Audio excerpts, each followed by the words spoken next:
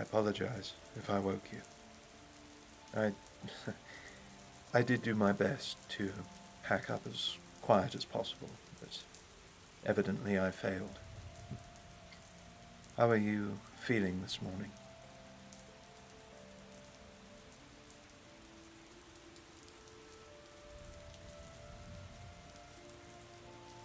Good, good. Now, come on, sleepyhead. We have a lot of ground to cover if we are to make it to Baldur's Gate in time. In time for what? Oh, did I not tell you? The Winter Solstice Festival is very near. So it'll be a chance for a bit of fun. Maybe a nice change of pace. And plus, we can probably get better equipment for our adventures ahead. And I've never been to Baldur's Gate before, so... Have you? Oh, I see. Well, I'm sure it will be an educational experience for both of us in any case.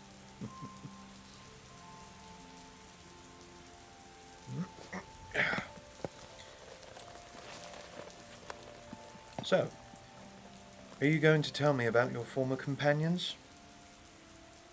Well, you mentioned that you had a group before, but it was rather limited information.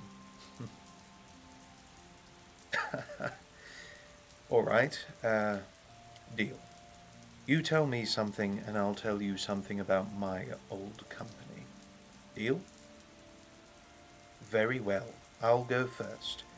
But let's get moving. I want to get out of this rain. Oh, and make sure you keep that dragon's egg dry. I don't know much about dragon hatching, but I'm pretty sure you're supposed to keep it warm.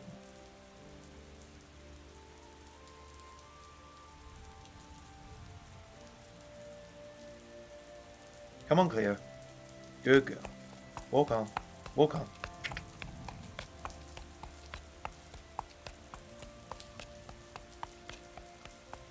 All right, all right. I'll tell you of my former company.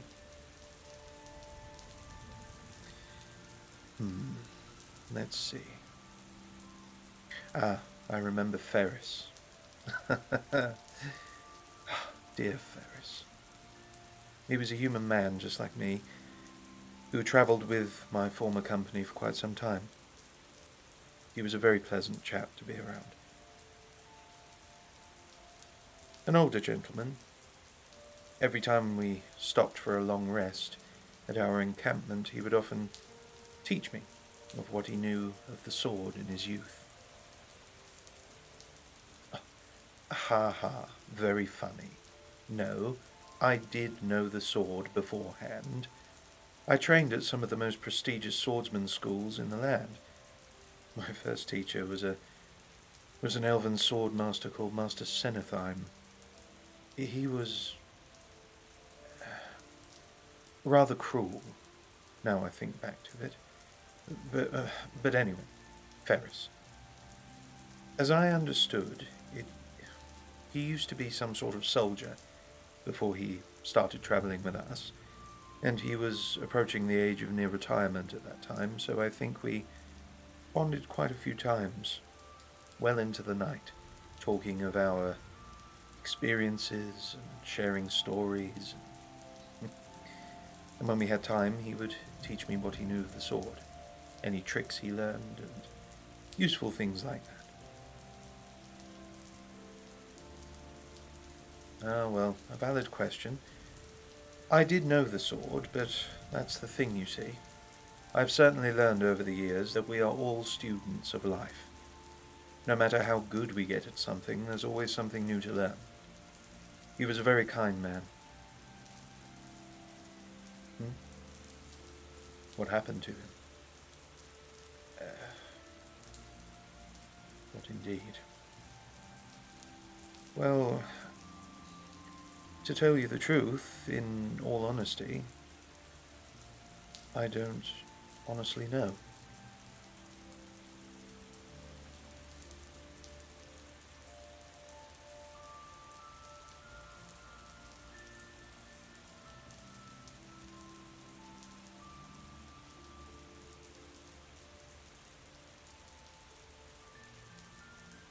my company parted ways rather unpleasantly, and I went my own way. I'm assuming he's stuck with my sister for a time.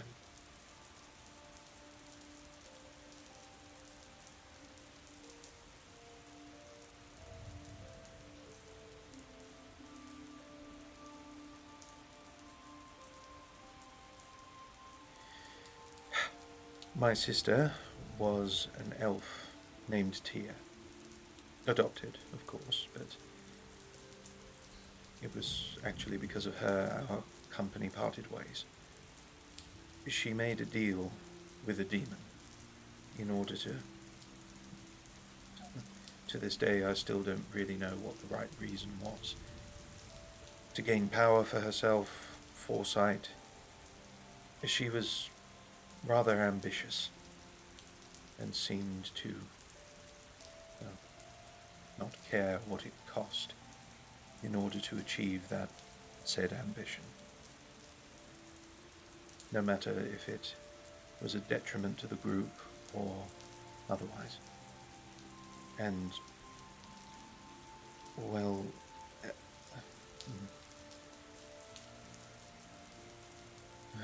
well, you see, this was sort of the final straw for me, making that deal with the demon. There was a series of indiscretions she committed beforehand, and this was the straw that broke the horse's back, as they say. And it was unfortunate. I was surprised that many of our group actually supported her decision, but others, as I did, disagreed with her methods, and, well, also left their separate ways. No, I never looked back since. In fact, now I think about it, this is actually the first time I've discussed this openly in quite a number of years now. I suppose you have one of those trustworthy faces. But anyway, enough about me. Tell me of your former company.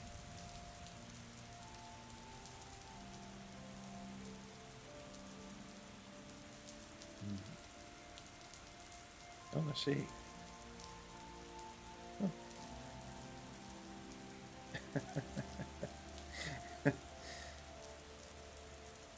Well, he certainly sounds like a character.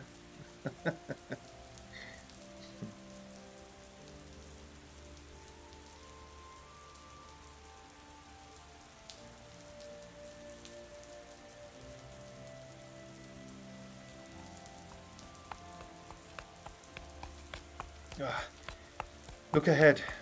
There's a mead hall. Finally, a chance to get out of this accursed rain. Don't forget to hide that dragon's egg, though. Could be any number of unsavory characters in there. Oh yes, do you have any gold? You know, anything at all that you picked up from those goblins yesterday?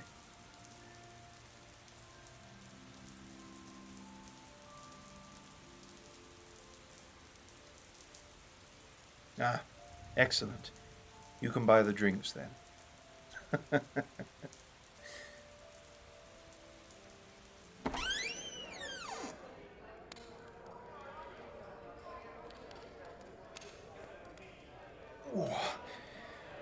Oh, that's better.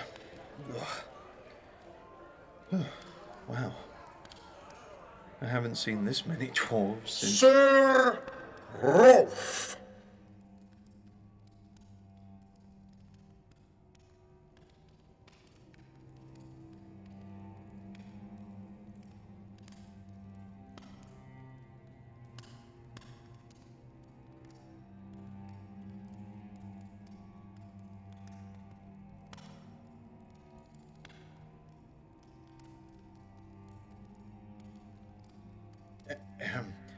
Perhaps we should leave. Yes, into the rain. I think we are going to get a warmer welcome from the weather outside, rather than... You fucking bastard!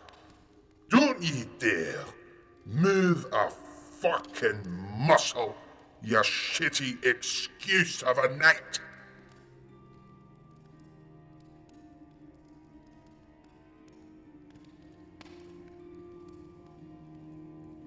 By the gods. Gimel? Is that you? I thought that you... What? Oh, please, in the name of the Hells, finish that sentence, you prick! And who the fuck's this? Your newest conquest? Or your pigger?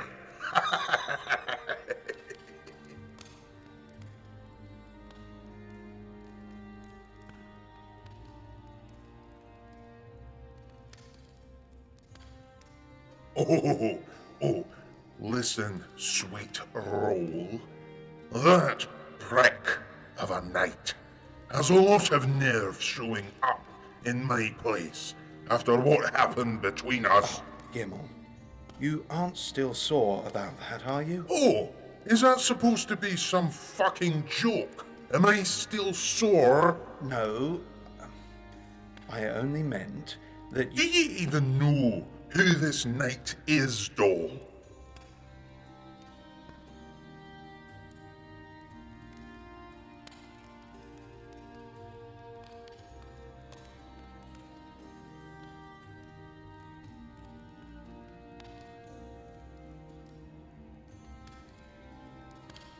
Aye, Rolf. Rolf the cheater. Rolf the fluker. Rolf the Yeah, well, what in the hell's are you babbling about? Who the fuck is this human? Why are you so pissed? You haven't had but one drink. Gimel, listen, please. That was a long time ago. I keep trying to tell you that that was only an accident. What? No. My friend, listen. Last time I met Gimel,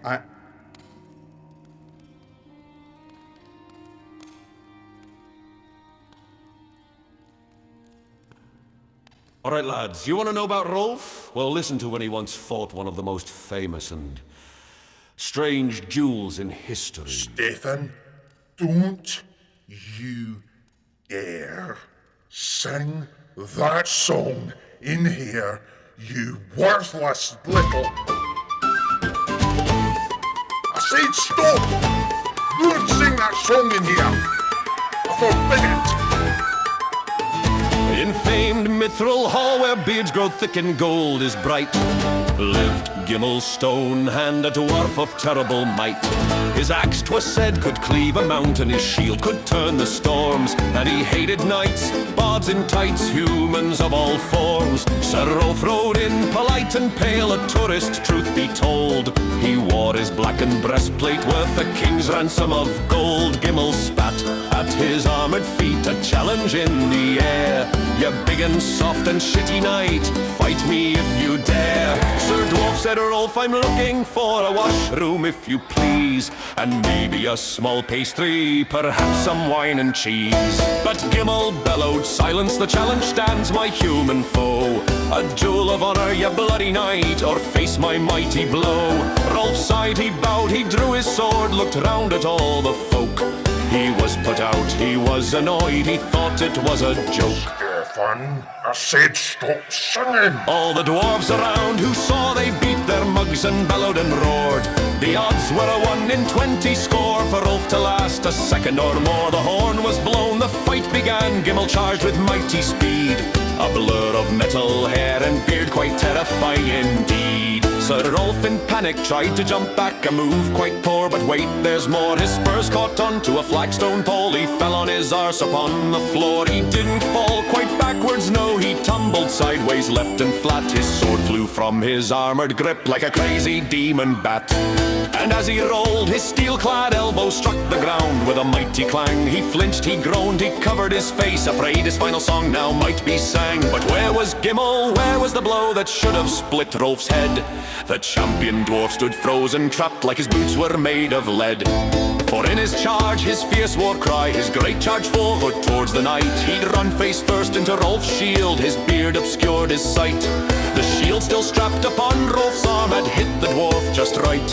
A tiny lip of blackened plate before there even was a fight, and Gimmel's stone hand, best of all, had tripped not on the flat, but on the sharp and polished kneecap of Sir Rolf, who simply sat. The dwarf went soaring, axe and all, like a bearded bird he flew.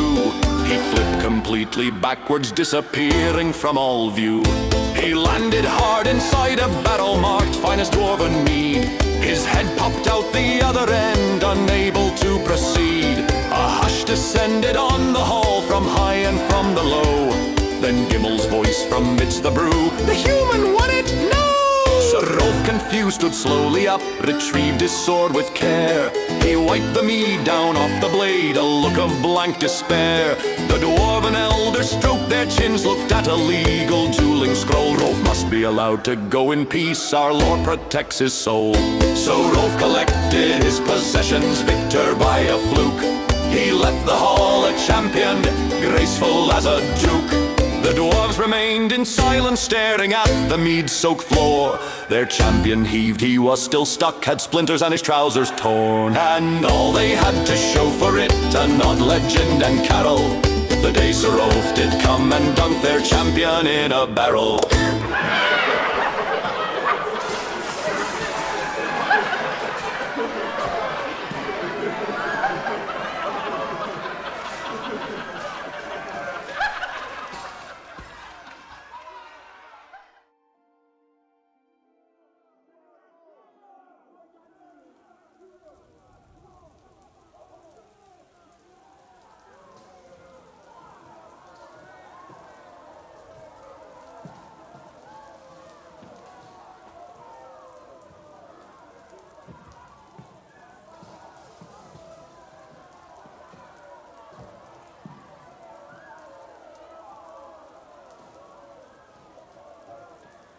Well,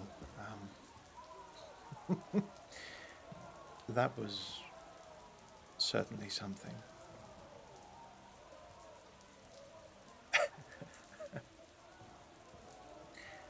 Of all the things I expected to walk into, I certainly was not expecting that.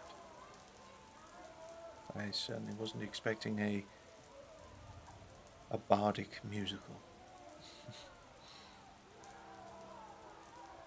Yeah, this is for you.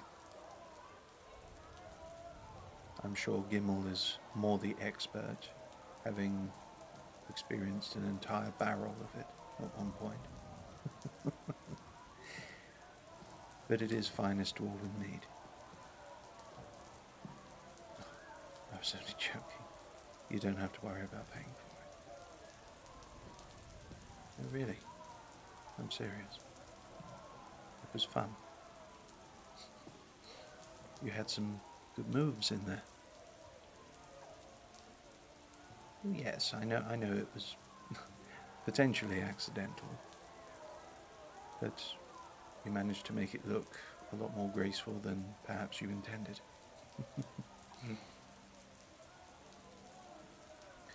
Yes, Gimmel's stone hand. I was journeying to Minthra Hall at that point, and this angry, young, bearded dwarf spits at my feet and challenges me to a duel. And honestly, I just came in there for some R&R, to be honest. Yes, I'd heard they had some quite nice food there, and, well, I'm not quite sure where we got the washroom, but, well, yes, I did need the washroom, but it wasn't quite the way the song said. Like so many things, I suppose. Well, I mean, the song was accurate in that regard. He spat at my feet, he challenged me to a duel, I drew my sword. I didn't wish to sound rude. I assumed that this is the way dwarves resolved personal matters. But it all went wrong. I fell over backwards and he tripped over my knee, soared over my head and crashed into a barrel, and it seems he's not been able to live that down. As you heard, they seem to have made a witty song about it. One of the strangest duels in history, I'm sure. It had to be mine, didn't it?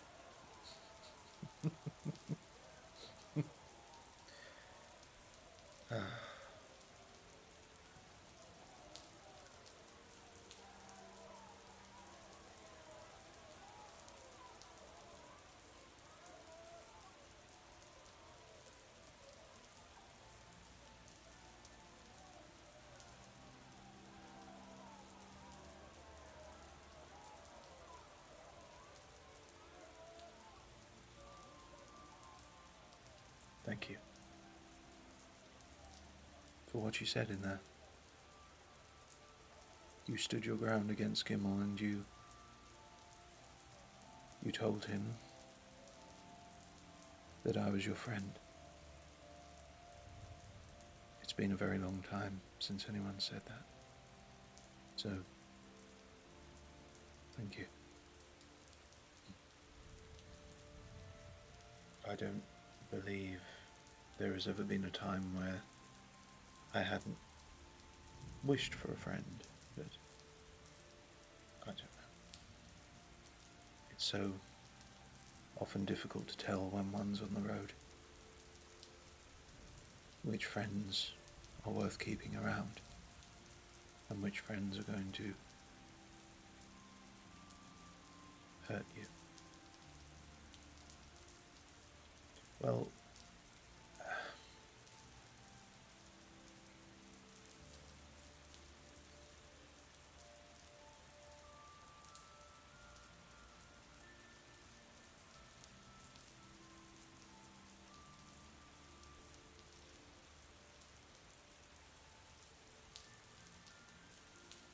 it isn't quite that simple, I'm afraid.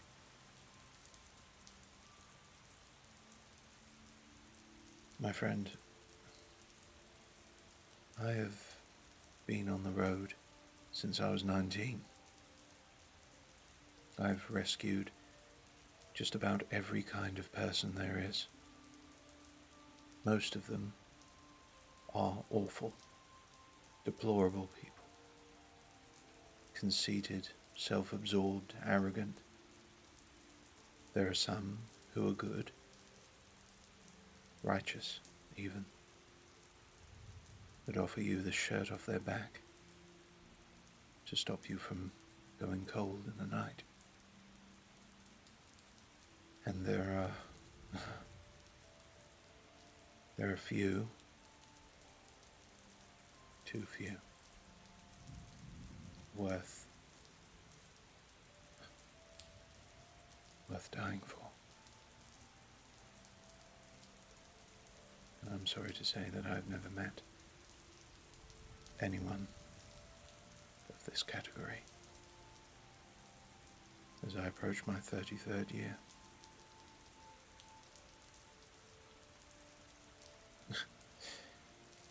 It's kind of you to say, but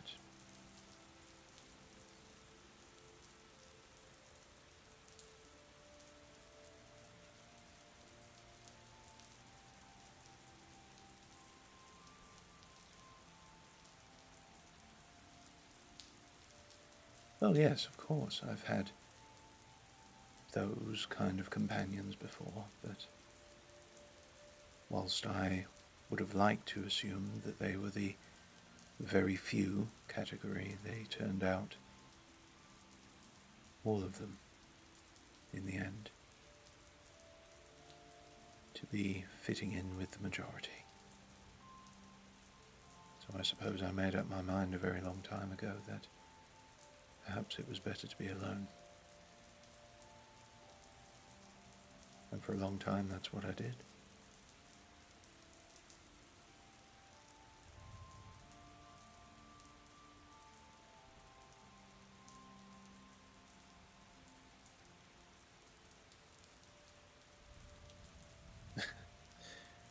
I honestly don't know what to feel or think anymore.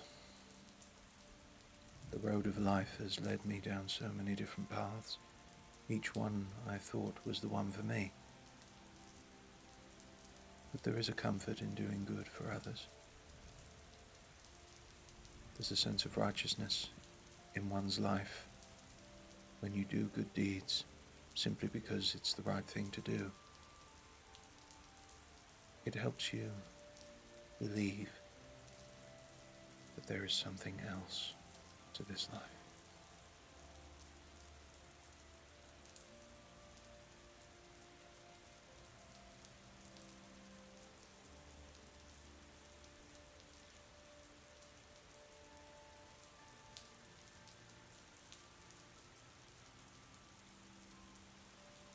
That is worth the suffering. Something that is worth the pain.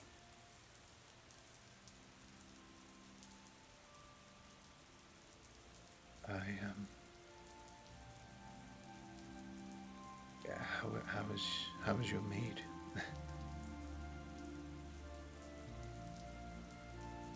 No, I don't tend to drink that much really.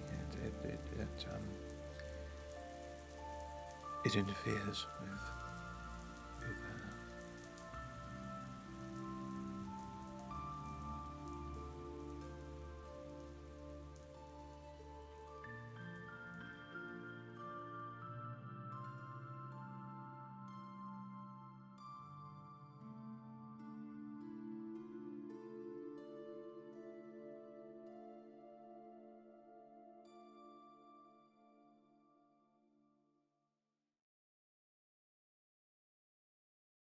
By the gods, Gimel, is that you?